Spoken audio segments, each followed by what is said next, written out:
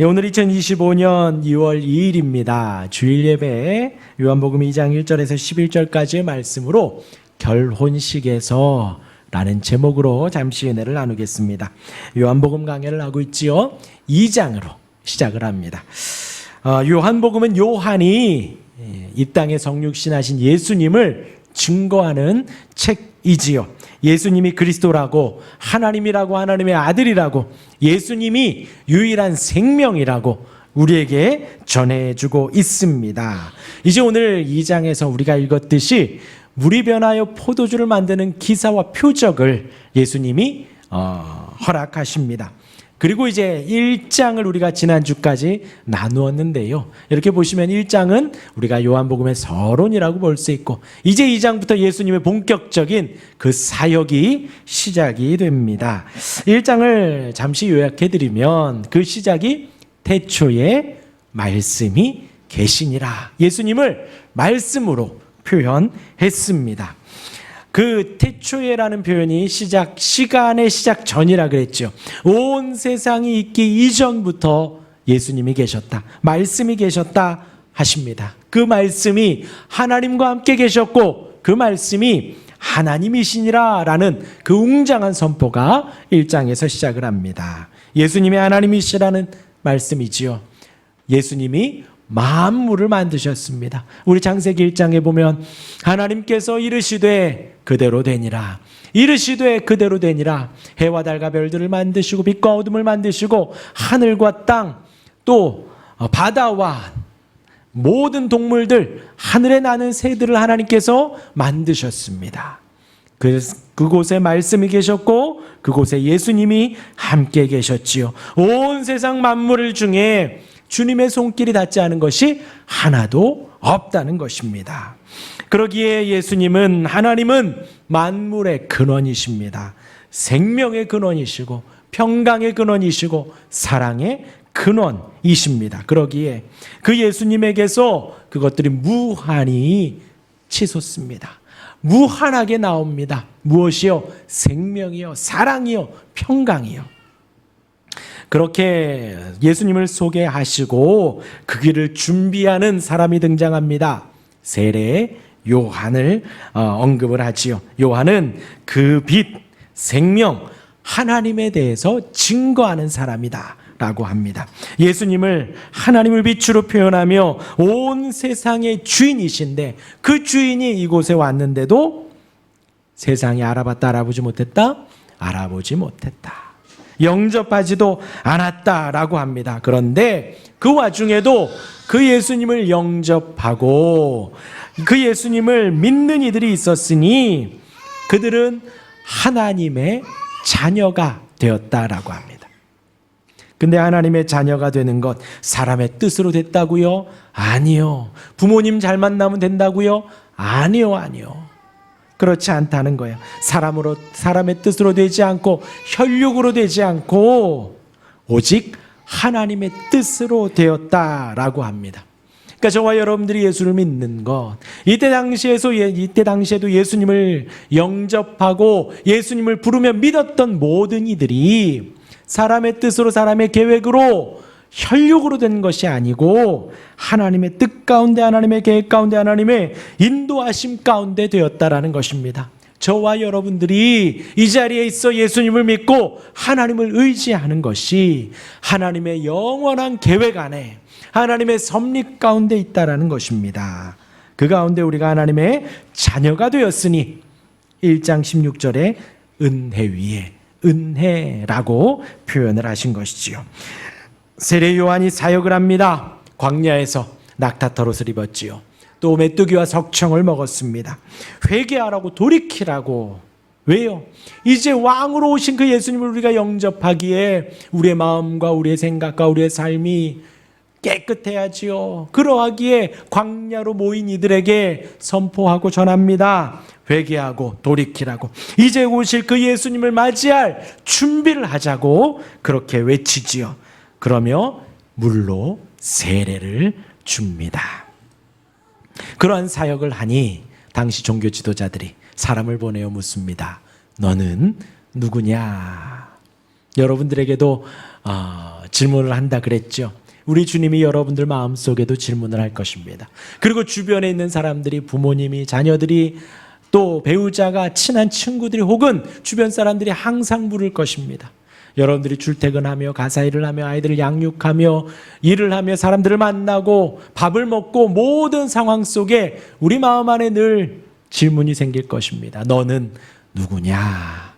그럴 때에 요한이 말했습니다. 나는 그리스도가 아니다. 나는 엘리야가 아니다. 나는 너희들이 기다리던 그 선지자도 아니다. 나는 단지 복음을 전하는, 복음을 외치는 스피커, 소리일 뿐이다 라고 아주 낮추어 말을 하죠. 우리도 마찬가지입니다. 내가 원하던 걸 가지게 되면 만족감이 생기고 내가 뭔가 된 것 같습니다. 그러나 그렇지 않습니다. 내가 하는 일이 좀 잘 되면 자신감이 붙고 그 걸음걸음에 힘이 생깁니다. 내가 뭔가 된 것 같아요. 그러나 그렇지 않습니다. 나는 그리스도가 아니라고, 나는 아무것도 아니라고 항상 고백할 수 있는 우리가 되기를 바랍니다. 그렇게 겸손히 말을 하며 이후에 올 메시아를 소개를 합니다. 요한이요. 나는 물로 세례를 주지만 그분은 성령으로 세례를 주시는 위대한 분이시다. 나는 그분의 신발끈 묶는 일도 감당하지 못한다 라고 고백을 합니다.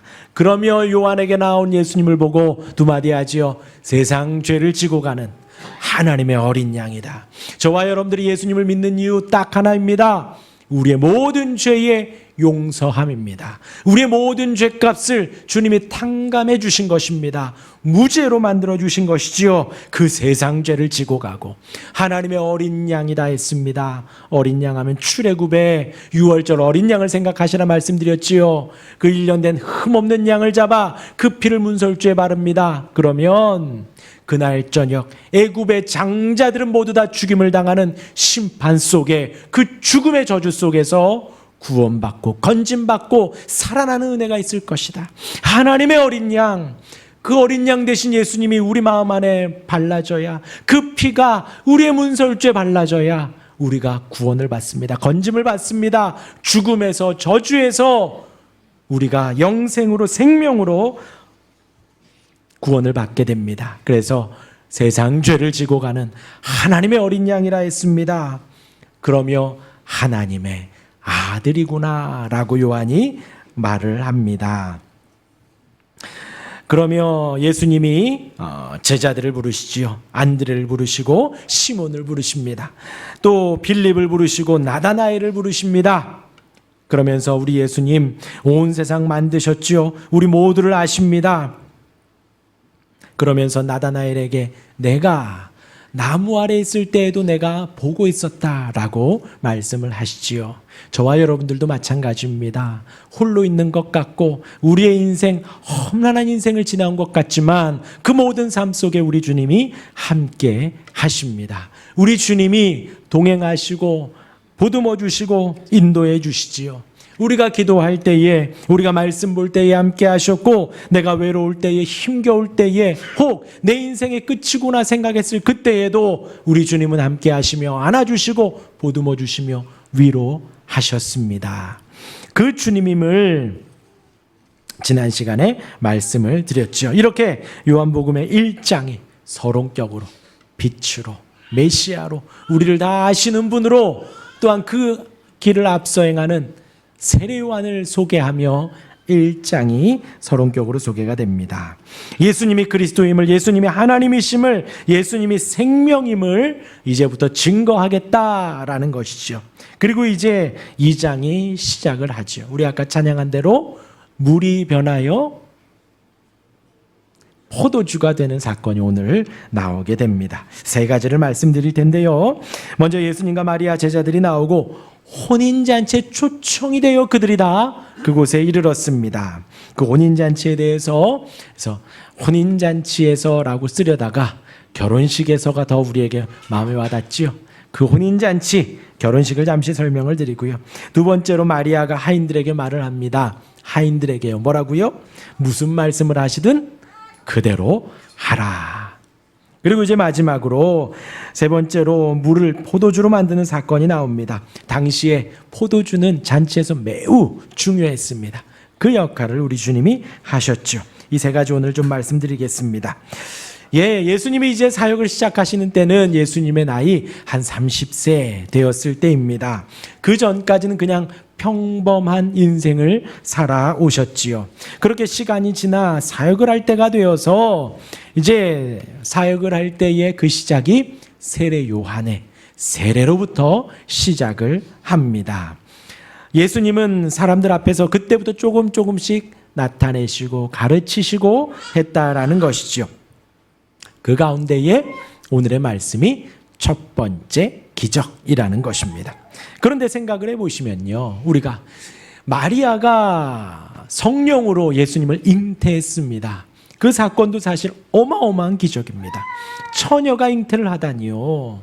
남자를 알지 못하는 사람이 잉태를 하다니요. 그리고 그것을 천사를 통해서 마리아가 들었습니다. 마음에 확신에 찼다라는 것이죠. 이것은 평범한 일인가요? 아닙니다. 이것도 사실 어마어마한 기적이지요. 그리고 예수님 태어났을 때 먼 곳에서 박사들이 유향과 황금과 모략을 가지고 소중한 예물을 가지고 옵니다. 뭘 쫓아왔지요? 내비게이션 켰나요? 아이나비? 티맵 켜고 왔나요? 막히지 않은 길 찾아서? 아니지요. 별을 쫓아왔습니다. 그것은 평범한 일인가요? 아닙니다. 어마어마한 기적입니다. 그리고 조금 전 말씀드린 예수님이 세례받을 때에도 비둘기가 임했다라고 합니다.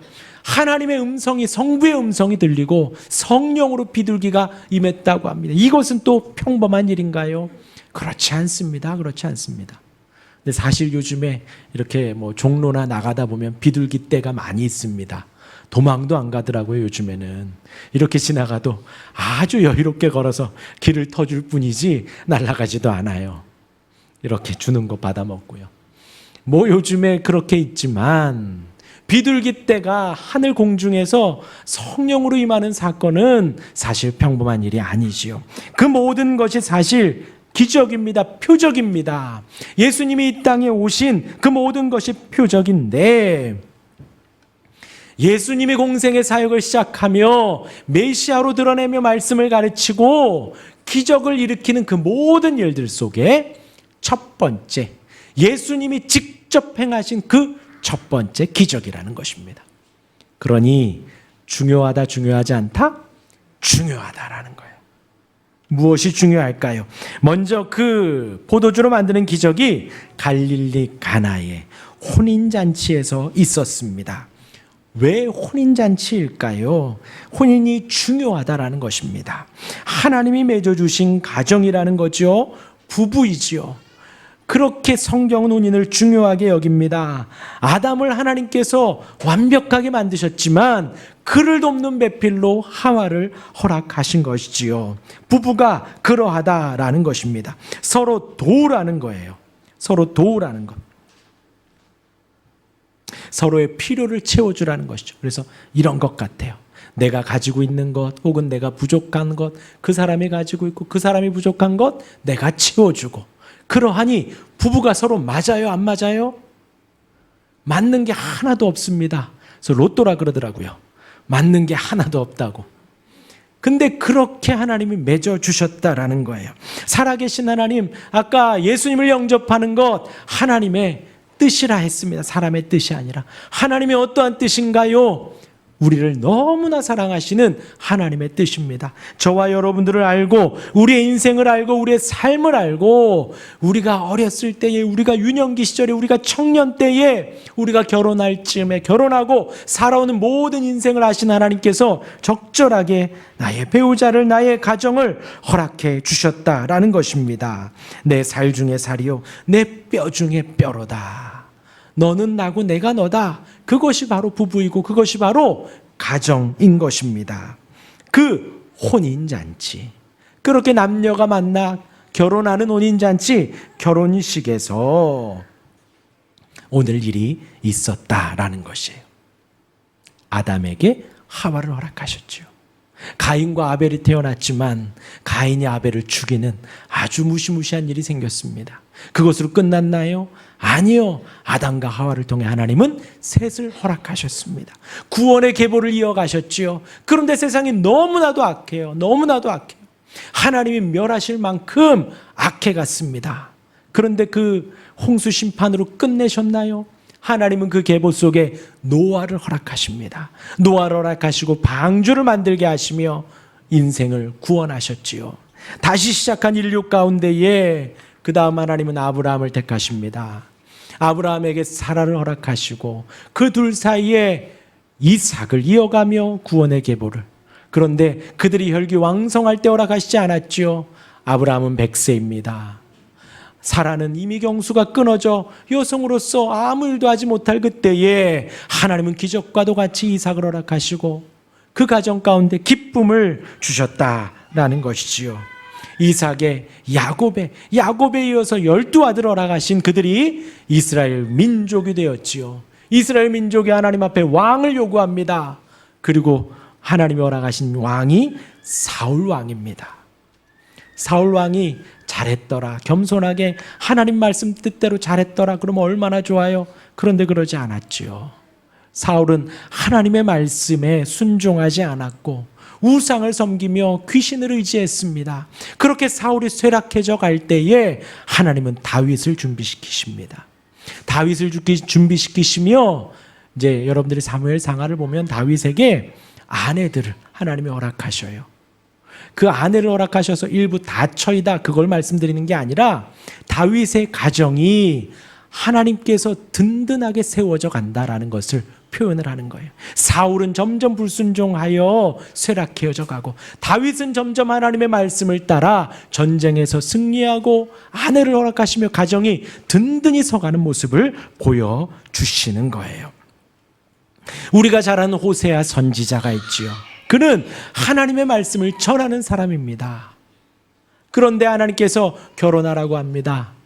잘 준비된 아주 신실한 아내를 맞이한 것이 아니지요. 당시에 음란한 여인이라 했습니다. 결혼 전부터도 음란한 여인이라 했습니다. 고멜을 아내로 맞이합니다. 그렇게 가정을 이룹니다. 함께 사는 선지자 호세아 여러 번 배신하죠. 나갑니다. 나가서 혼자 사는 게 아니라 또 다른 가정을 꾸려가지요. 그러면 호세아는 그만한 값을 치르고 또 고멜을 데려오지요. 뭐 여러 번 생각 안 해도 됩니다. 고멜과도 같은 우리를 하나님이 계속해서 보듬어 주시고 지켜주시고 인도해 주신다라는 거예요. 늘 주님을 등지는 우리의 모습과 그럼에도 우리를 사랑으로 품어주시는 끝까지 사랑하시는 주님의 모습을 보여주시는 거죠. 그렇게 호세아의 가정이 이루어져 가는 것입니다. 주님이 우리를 신부로 삼으셨다라는 거예요. 요한계시록 19장 7절과 8절에 보면요, 우리가 즐거워하고 크게 기뻐하며 그에게 영광을 돌리세 어린 양의 혼인 기약이 이르렀고, 어린 양 누구요? 예수님이죠. 예수님의 혼인 기약이 이르렀고 그의 아내가 자신을 준비하였으므로, 그의 아내가 누군가요? 저와 여러분들 성도입니다. 그에게 빛나고 깨끗한 세마포 옷을 입도록 허락하셨으니 이 세마포 옷은 성도들의 옳은 행실이라. 성도들은 예수님의 부름을 받아 주님의 신부가 됩니다. 신부가 됨은 이미 죄 용서함의 은혜가 충만하게 있다라는 것이죠. 그것을 아는 신부가 이 땅을 살아가며 옳은 행실로 살아간다라는 것입니다. 우리의 삶이 옳은 행실로, 의로운 행실로 주님의 신실한 신부로 준비되어져 간다는 것이지요. 우리의 신앙생활은 그것을 준비해 가는 것입니다. 주님을 맞이하기에 주님을 기다리는 신부와 같이 이 땅에서 준비의 기쁨과 즐거움과 행복함 속에 기다리는 것이지요. 그것이 우리의 신앙생활입니다. 이러한 의미를 담고 있는 혼인잔치. 이 혼인잔치에 포도주가 떨어졌습니다. 단순히 콜라, 사이다, 환타 그런 음료가 떨어진 것과 같지 않습니다. 손님을 대접하는 데 있어서 아주 치명적인 실수가 되어지는 거예요. 여기에서 마리아와 예수님의 대화가 나오지요. 마리아는 단지 어머니로서 말을 하고 예수님도 단지 어머니로 대합니다. 예수님이 말씀하시죠. 내 때가 아직 이르지 아니하였다. 아직 3년여의 기간이 있고 그때가 예수님이 이제 십자가를 져야 하는 그때를 말을 하는 거죠. 아직 내 때가 이르지 아니하였다라고 합니다. 여기서 마리아가 말을 합니다. 우리 5절입니다. 5절에 그의 어머니가 하인들에게 이르되 뭐라고요? 너희에게 무슨 말씀을 하시든지 그대로 하라. 그대로 하라. 피조물인 우리가 창조주인 하나님 앞에 무슨 말을 할 수 있을까요? 하나님이 명령하시면 그대로 따를 수밖에 없지요. 말씀 한 절 한 절을 보면서 그대로 아멘 할 수 있는 우리가 되기를 바랍니다. 예, 연휴 어떻게 보내셨나요? 연휴 어떻게 보내셨나요? 금요일에 출근 시간이 기다려지시던가요? 네, 우리 아이들 매일매일 보면서 계속해서 엄마 말 들어라, 아빠 말 들어라 합니다. 누구야 누구야 꼭 아이들은 청각을 잃은 것 같아요. 그런데도 우리가 계속해서 이야기하죠. 말을 합니다. 조곤조곤 예쁘게 말하면 듣질 않아요. 희한하게 언성을 좀 높여야 하고 이 복식 호흡에서 나오는 우렁찬 소리를 질러야 아이들이 조금씩 듣습니다. 부모님 말씀 잘 들어라. 예, 사실 우리가 평생 하는 말이에요. 평생 하는 말. 귀에 딱지가 않도록. 그런데 방금 말씀드린 대로 마리아가 하인들에게 주님이 무슨 말씀을 하던 너희는 그대로 하라. 그리고 제가 저와 여러분들에게 말을 합니다. 우리 주님의 말씀 무슨 말씀을 하던 우리가 아멘 하자. 지금 그 다짐을 우리가 했으면 하는 것입니다. 이 말씀이 누구의 말인가요? 부모님의 말씀 아닙니다. 혹은 선배의 말도 아니고 배우자의 말도 아니고 아이의 말 혹은 저명한 인사 혹은 권력을 가진 자의 말이 아닙니다. 누구의 말이지요? 진리의 말씀, 온 세상을 만드신 하나님의 말씀이에요. 우리를 만드시고 온 세상을 만드신 그 말씀을 우리가 읽고 들으며 아멘 하는 것입니다. 이 말씀 무슨 말씀이든 우리가 아멘 할 수 있기를 바랍니다. 말씀을 사모하시기를 바랍니다. 말씀을 꾸준히 읽으시고 늘 읽으시고 매일매일 대하시기를 바랍니다. 그렇게 순종하는 자세와 삶이 필요합니다. 우리가 그렇게 되기를 바랍니다. 이제 마지막으로 이런 상황 속에 등장하는 또 하나의 소품이 있지요. 우리 6절입니다. 우리 6절 같이 읽을까요? 시작. 거기에 유대인의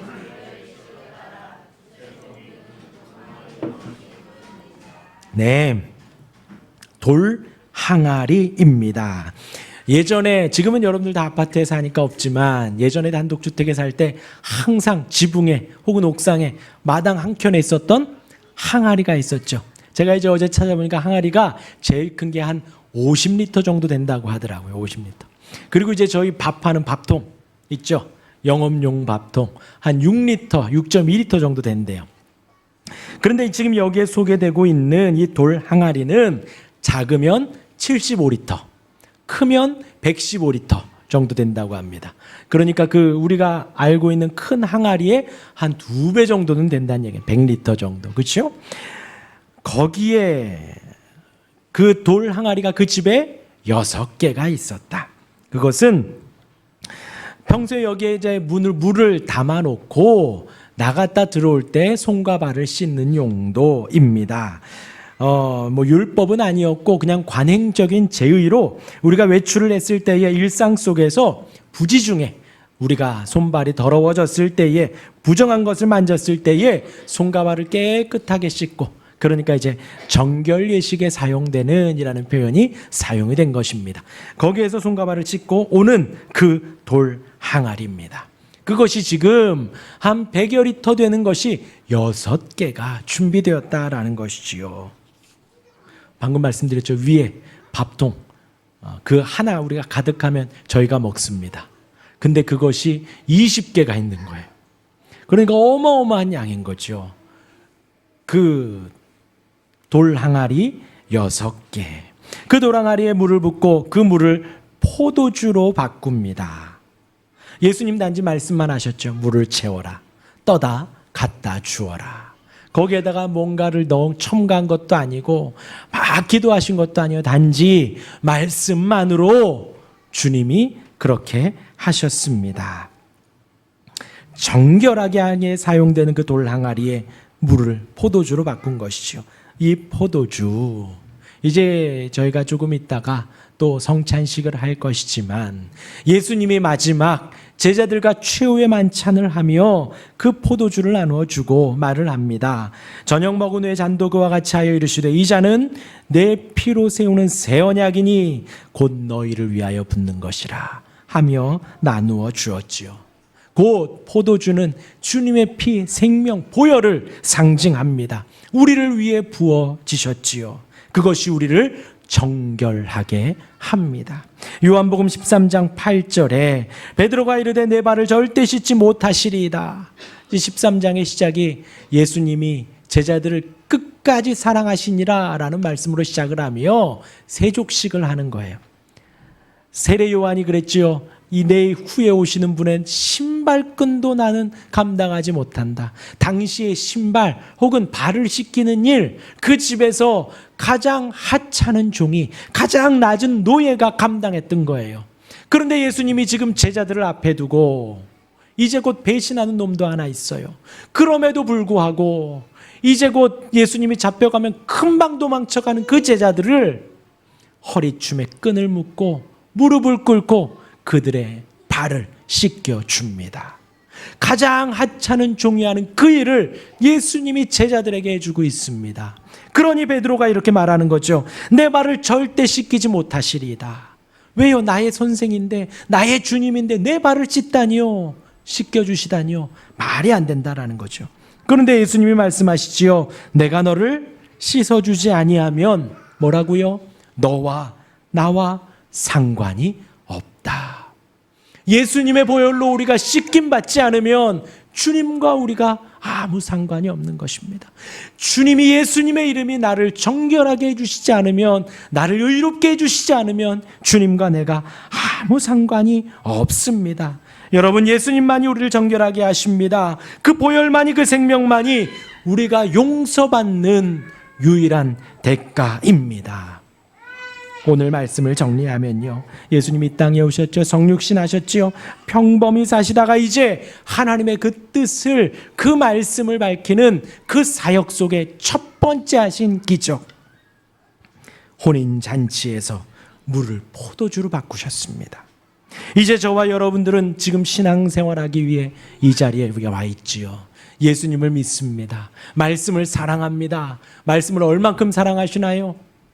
생명보다 더 사랑한, 예수님을 따르겠습니다. 내 마음 중심에 두며 우리가 살아갑니다. 그것이 우리의 신앙생활이죠. 예수님이 우리를 위해서 목숨을 버리셨습니다. 우리 또한도 목숨을 내어놓음에 감사함과 기쁨이죠. 아니요, 부족할 따름이지요. 내가 드릴 수 있는 게 그것밖에 없으니 부족하고 연약할 따름이지요. 그래서 신앙생활이 어렵고 힘겨운가요? 고행인가요? 아닙니다, 아닙니다. 우리의 신앙생활은 거룩한 신부로 택함 받아 그 신랑이신 주님을 기다리는 그 기쁨의 기다림입니다. 행복한 시간이에요. 그 혼인잔치를 알려주신 거예요. 예수님이 이 땅에 오신 것은 우리가 그 주님을 신랑으로 맞이하며 기쁨의 준비를 하라고 혼인잔치에서 주님은 기적을 행하신 것입니다. 그리고 예수님이 오신 이유는 우리의 모든 죄를 보혈로 덮어주시기 위함이지요. 그러하기에 물을 포도주로 만드신 것입니다. 우리를 정결하게 하고 우리를 하나님 앞에 서는데 부족함 없게 만드는 그 보혈, 그 보혈을 상징하는 포도주를 우리 주님이 그 돌 항아리 6에 가득히 만들어 주셨다라는 거예요. 풍성하게, 그냥 부족함 없는 게 아니라 풍성하게요. 그 주님은 저와 여러분들을 충분히 용서하십니다. 넘치도록 용서하십니다. 그 희생과 사랑, 우리의 죄 용서함을 고백하며 예수님을 믿으라는 거예요. 오늘 결혼식에서 그 부분을 기억하시길 바랍니다. 나는 주님의 신부구나. 그리고 주님은 풍성한 은혜로 보혈로 나를 정결하게 해주시는 분이구나. 기억하시는 우리가 되기를 주님의 이름으로 축원합니다. 아멘.